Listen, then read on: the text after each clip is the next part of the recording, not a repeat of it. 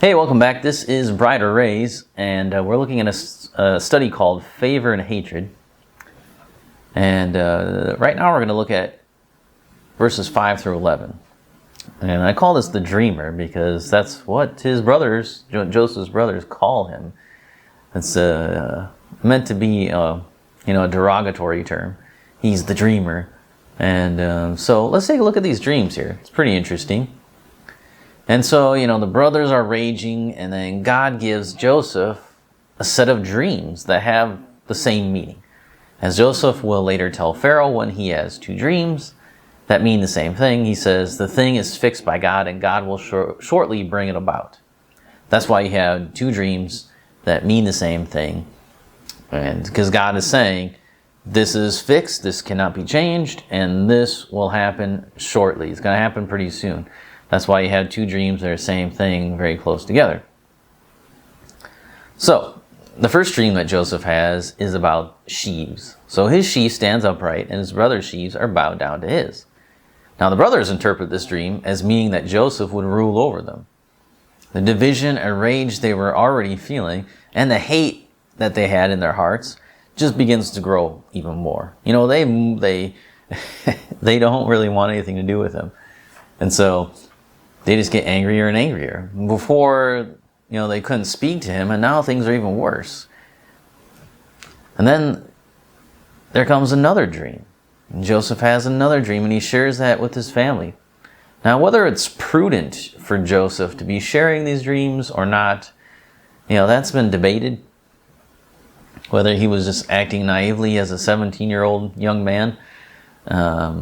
It doesn't seem that he has any kind of malice towards his brothers. We don't get any hint of that in the text itself. So that would be something we would read into the text. There's no sense that he is telling them these dreams because he wants to make them angry. And there's no mention of that, and that would be something that you'd have to read back into. So if he's had these dreams from God, and he's telling them,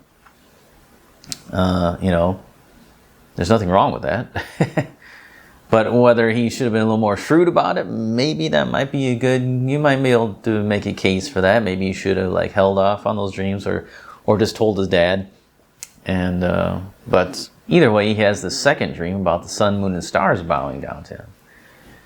And but this message really affects his whole family. So the second dream that he has, where the sun, moon, and the 11 stars all bow down to him, obviously it's clear. And Jacob knows what it means.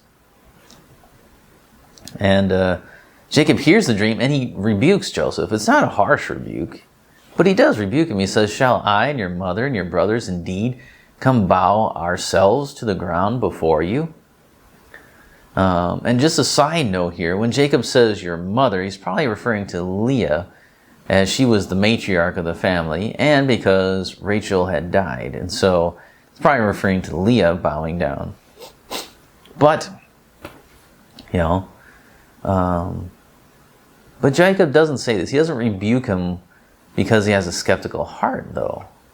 Because it says that Jacob kept the saying in his mind. It reminds us of Mary, who pondered these things in her heart. So Jacob up front says, hey, are we going to bow down to you, really? And but then in the back of his mind, he's like, I need to think about this. I need to keep that lodged in the back of my mind. Something may come of it, I don't know. So even though he checked Joseph at the beginning, he did not do so out of complete disbelief. He was like, well, that's not from God. That's never going to happen. He doesn't do that. And the brothers don't do that either. They're afraid that might actually happen. So now Jacob knew full well that if the dreams were from God, it would happen, even though at the time he couldn't see how it would happen. So he might have rebuked him at the beginning, but Jacob knows if these are from God, then he's already seen if God says something, it's going to happen. So you can't question that. Now, if Jacob's response was one of caution, his brother's response, on the other hand, Joseph's brother's response was one of jealousy. So he's like, you better be careful with that. And the brothers are like, no, we want you dead. And so after this chapter, the narrative in chapter 38 jumps to Judah, and the story where his two sons come from. Since the narrative here is focusing on Joseph and how he'll rule over his family, why are Judah and his sons important? You think about that? Why do we've already gotten Judah introduced to us a couple of times here. Why does he keep coming back up? Well, like we've encountered so many times already in Genesis, this is foreshadowing again. Moses speaks of Joseph's future rule, but then jumps to Judah's offspring and their future rule. So that's what he does. So he connects those two themes together. You're talking about ruling and reigning with Joseph. Well, let me show you the rule and reign. Where did Judah come from? Who's going to rule and reign? So that's where he does that. So when Jacob blesses his sons he tells Judah that the scepter would not depart from him, nor the ruler's staff from between his feet. His father's sons would bow down to him. All the nations would bring tribute to Judah and would obey him. It's too many J's. So Joseph would rule in his generation as his dreams foretell. That's true. He would rule in his generation, but Judah, on the other hand, would reign forever. So we see that connection here. Talk about the ruling and reigning of Joseph, but then you got the connection to the next story with Judah. And we'll see also another connection when we get a little bit further in the story next week. And we see Judah is the one who is actually the one through whom God uses to rescue Joseph from death. But we also see that Judah is the one who brings about Perez, who is in the line of Christ. And very interesting. So we'll take a little bit more at that when we get to Judah and talking about him. And so we'll revisit that a couple times until we're done with the book of Genesis. So that is the study for today.